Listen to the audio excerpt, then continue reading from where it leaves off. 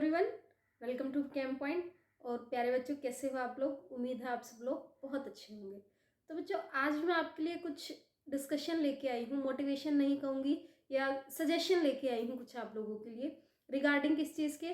क्योंकि अभी BSc fourth same second year का आपका रिजल्ट आया है और कुछ बच्चे थोड़े डिस्ट्रैक्टेड हैं क्योंकि उनकी रीअपीयर आ गई है एग्ज़ाम्स में। तो वो थोड़े से इस चीज़ को लेके, क्योंकि अभी तक ऑनलाइन चीज़ें चल रही थी तो मार्क्स भी अच्छे आ रहे थे, सब चीज़ें बहुत अच्छी हो रही थी।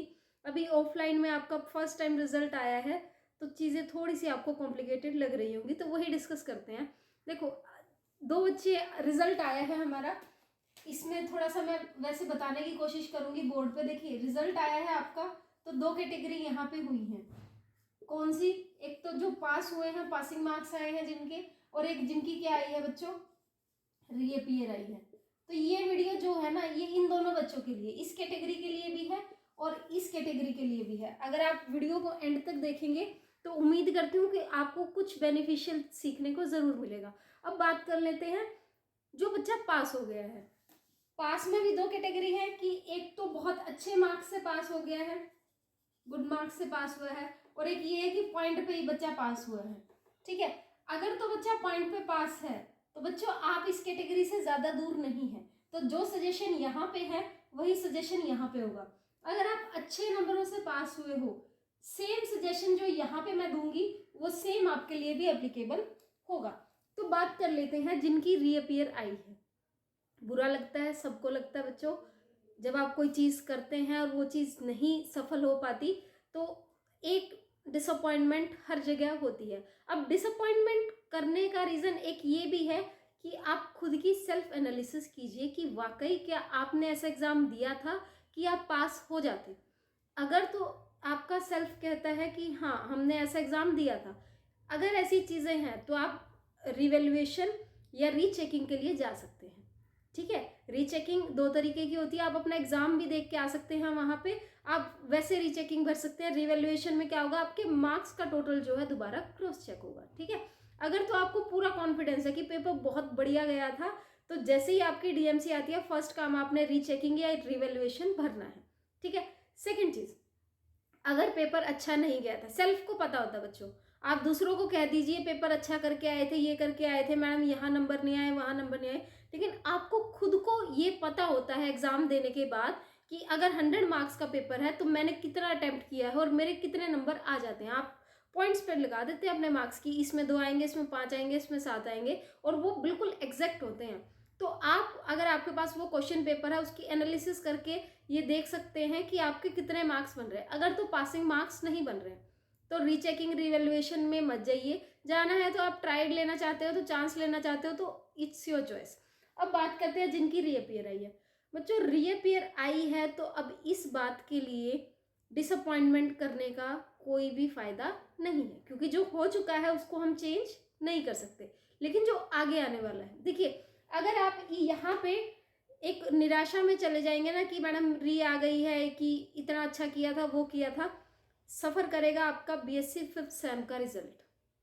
ठीक है, बीएससी फिफ्थ सेम का रिजल्ट सफर करेगा, क्योंकि अब एग्जाम आ रहे हैं, जनवरी में एग्जाम आपके स्टार्ट होंगे या दिसंबर लास्ट में आपके एग्जाम स्टार्ट होंगे। तो अब जो एग्जाम आ रहे हैं आपका काम उन पे फोकस करना है। अब आपके लिए 3-4 टिप्स हैं, अगर आप उनको फॉलो कर लेंगे तो ये भी रिकवर होगा, साथ में वो चीजें भी रिकवर होंगी। सबसे पहली चीज आपके लिए अब जो प्रायोरिटी बेसिस पे होनी चाहिए बच्चों, क्या होनी चाहिए? सबसे पहली चीज जो प्रायोरिटी बेसिस पे हमारे लिए होनी चाहिए वो है रेगुलरिटी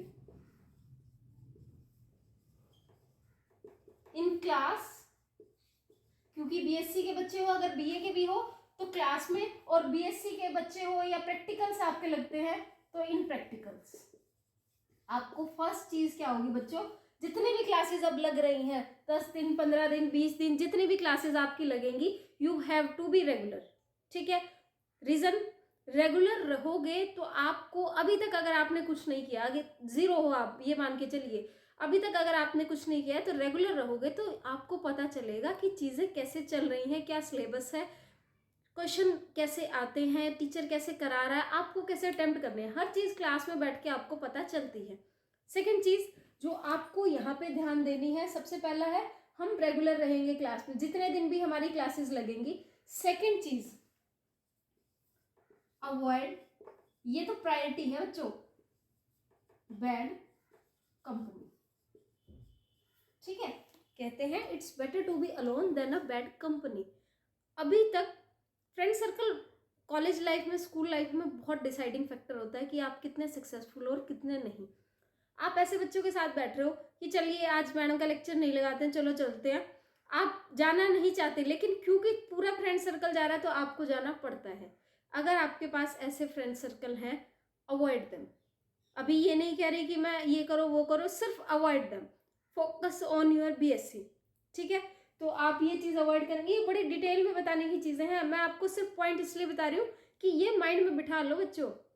अगर वाकई 5th सेम में अच्छे नंबर लेके आने हैं तो ये चीज़ें तुम्हारी प्रायोरिटी बेसिस पे होनी चाहिए। अगर ये नहीं है तो जैसा 4th सेम में हुआ है रिपीट होगी वो चीज़ें आपकी कोई नहीं हटा सकता। और जो 4th सेम में हो गया वो हो गया, उसको छोड़ो, उसके ऊपर हमने बात नहीं करनी है। ठीक है, बात हम किस पे करेंगे, ये फर्स्ट चीज क्लियर है सभी को। सेकंड चीज ये भी हमने करनी है कि हमने बैड कंपनी को अवॉइड करना है, दोस्त है, फ्रेंड है, सब चीजें ठीक है। एक चीज और जिस पे आपने मेन फोकस करना है बच्चों, इंटरनल असेसमेंट। ठीक है, ये जो इंटरनल असेसमेंट होती है ना बच्चों, ये टीचर के हाथ में होती है, लेकिन होती आपके हाथ में है। इसमें आपकी असाइनमेंट्स होती हैं 2, प्लस क्लास टेस्ट होता है, प्लस अटेंडेंस होती है। इन सब चीज़ों को आप कंप्लीट करो, आपको ये मार्क्स कंप्लीट ही मिलते हैं। आप इस पे फोकस करो, इंटरनल असेसमेंट पे। अभी फिलहाल के लिए ये चीज़ कंप्लीट है। अब बात करते हैं कि करना कैसे है, पढ़ाई करेंगे कैसे, कि कैसे क्लियर होगा। अभी इसके बारे में जो रीअपीयर आई है ना, उसके बारे में आप कुछ नहीं कर सकते जब तक आपकी DMC नहीं आएगी। वो आप कब करेंगे, जब आपकी DMC आपके हाथ में होगी, आप तभी डिसाइड कर पाएंगे। अगर पॉइंट पे पास है तो बच्चों रिवैल्यूएशन या रीचेकिंग भर देना, पॉइंट पे पास नहीं हो और आपको लग रहा है पेपर भी अच्छा नहीं हुआ था तो फिर उसका कोई फायदा नहीं है। ठीक है, DMC आने पे वो सब चीजें होंगी, दोबारा पेपर भरा जाएगा जब होगा। अभी 2 चीजें आपको समझ आई। अब बात करते हैं कि 5th सेम के लिए तैयारी कैसे करनी, आज से ही करनी पड़ेगी। अगर अच्छे नंबर लेके आने हैं तो आज से तैयारी करनी पड़ेगी। कैसे करेंगे, सिंपल सी बात है। मैं नॉन मेडिकल का एग्जाम्पल लेके चलती हूँ या मेडिकल का एग्जाम्पल लेके चलती हूँ, BSc की बात कर रही हूँ। अगर मैं नॉन मेडिकल की बात करूँ, नॉन मेडिकल में हमारे पास होते हैं मैथ्स, ठीक है, केमिस्ट्री एंड फिजिक्स, और हर एक के पार्ट होते हैं। इसके 2 होते हैं, इसके 3 होते हैं, और इसके भी कितने पार्ट होते हैं, 3 होते हैं। आपको एक चीज और पता होगा, इंडिविजुअल पास होना जरूरी नहीं है, किसी एक में पास हो जाओ तब भी आप पास होते हो। ठीक है, अब देखो मैथ्स 3 मैथ्स हैं, तो 3 में से एक मैथ, 1 2 3, 3 में से एक मैथ जो सबसे इजी है उसको उठाओ, विदिन 7 डेज, विदिन 7 डेज इस मैथ के with previous year question paper complete कर दो, इसको कंप्लीट। अब कोई बच्चा ऐसा होगा, मैडम होते नहीं है, बेटा नहीं होते ना, फिर आपके बस की बात नहीं है, आप कहीं और के स्टैंड करते हो फिर। ठीक है, करने पड़ेंगे अगर आपको ग्रेजुएशन करनी है। देखिए कुछ बच्चे ऐसे होते हैं जिनका माइंडसेट ये होता है, मैडम हम तो उस चीज़ की कोचिंग ले रहे हैं, ये तो हम इसलिए कर रहे हैं ताकि हमारी डिग्री मिल जाए और उस कोचिंग के लिए हम एग्ज़ाम दे सकें। एक बात बताओ बेटा, ग्रेजुएशन ही नहीं हुई, क्या पेपर देने के एलिजिबल हो? फिर तुम गवर्नमेंट एग्जाम देने के एलिजिबल हो? नहीं ना। ये कंप्लीट होगी तभी तो तुम उस तैयारी का बेनिफिट ले पाओगे। अब तुम्हारी वो तैयारी तो इतनी है कि आज पेपर दे दो, आज क्लियर हो जाएगा, लेकिन उसका प्रायोरिटी क्या है, वो क्या कहता है, एलिजिबिलिटी क्राइटेरिया क्या है, तुम्हारे पास ग्रेजुएशन होनी चाहिए। अब ग्रेजुएशन ही कंप्लीट नहीं हो रही है तो वहां तक कैसे पहुंचोगे? ठीक है, कोई भी बच्चा है जो कह रहा है कि भाई मैंने गवर्नमेंट तैयारी कर रहा हूं मैं, बेटा करो, बट ये प्रायोरिटी की चीज है, आपको ये कंप्लीट करनी है। और अगर तो आपका फोकस सिर्फ यही है, कोशिश करो 80+ ये चली जाए, 90 भी आते हैं बच्चों के। और अगर आपका प्रायोरिटी बेसिस गवर्नमेंट एग्जाम है तो 60 to 70 बेटा ये प्लस आपके परसेंटेज ओवरऑल BSc में आपके पास होने ही होने चाहिए। चाहे आपको कुछ करना है या आगे परस्यू भी नहीं करनी है स्टडी, फिर भी फर्स्ट डिवीजन में आपको क्लियर होना है, ये आपने माइंडसेट में बिठा लेना है। ठीक है, तो जो चीज आपको ईजी लग रही है उसको कंप्लीट कर दो विदिन 7 डेज। सेम चीज यहाँ पे, जो केमिस्ट्री इजी लगती है उसको विदिन 7 डेज 7 नहीं कहूँगी, यहाँ 3 डेज या 4 डेज में आप उसको कंप्लीट वाइंड अप कर दो। सेम यहाँ पे चलिए 7 ले लीजिए, यहाँ पे भी विद इन 5 डेज, 5 यहाँ भी 5 करो, ठीक है। मैथ्स थोड़ा बड़ा होता तो ये आप देखेंगे विद इन 15 डेज, ठीक है। ये जो टोटल चीजें हैं विद इन 15 डेज आपकी क्या हो जाएंगी, कंप्लीट हो जाएंगी। जब आपके पास कंप्लीट हो जाएंगी, क्यों कह रही हूँ ये करने को, जो आपका अभी मोरल लेवल जो है वो बिल्कुल डाउन होगा अगर आपकी रीअपीयर आई है। वो जो मोरल लेवल डाउन है ना, अगर आप रोज प्रैक्टिस करोगे ना बच्चों, आपका मोरल लेवल ऑटोमेटिकली हाई होगा।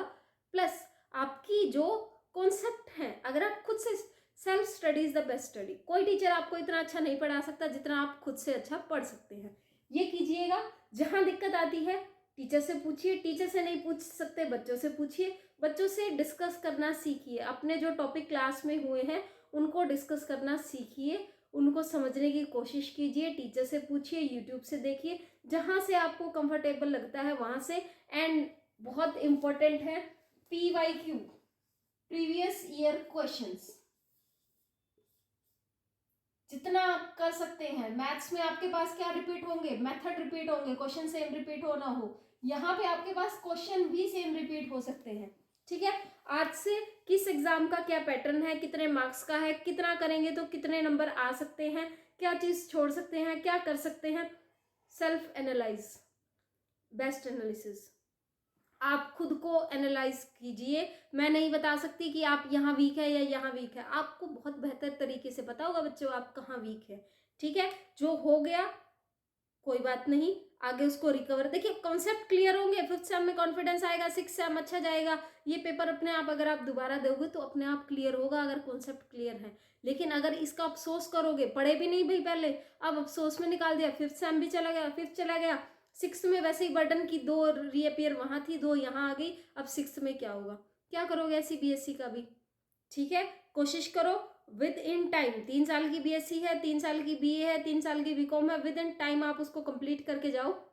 उसके बाद आपने इसको टाइम नहीं देना, आपने अपने फ्यूचर को टाइम देना है, ठीक है। अगर वीडियो ठीक ठाक लग रही है बच्चों तो कमेंट सेक्शन में मेरे को ज़रूर बताना। मैं भी यही वाइंड अप करूँगी क्योंकि काफ़ी मैंने आपको बता दिया है।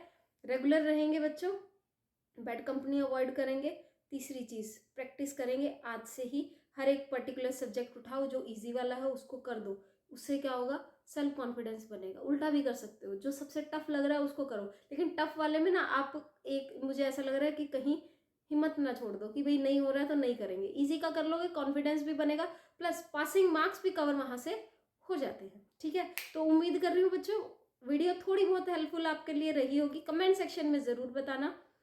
मैं मोटिवेट कर रही हूँ, मुझे भी वीडियोस मोटिवेट करती है। अच्छा, मैं मोटिवेट इसलिए नहीं कर रही हूँ कि मुझे बहुत ज़्यादा पता है, सिर्फ इसलिए बता रही हूँ मैंने आपसे ज़्यादा गलतियाँ की हुई है, ठीक है। तो बस ये बता रही हूँ कि कहाँ क्या गलतियाँ होती हैं। तो उम्मीद करती हूँ वीडियो को लाइक करेंगे, शेयर करेंगे, चैनल को सब्सक्राइब करेंगे। Thanks a lot and have a nice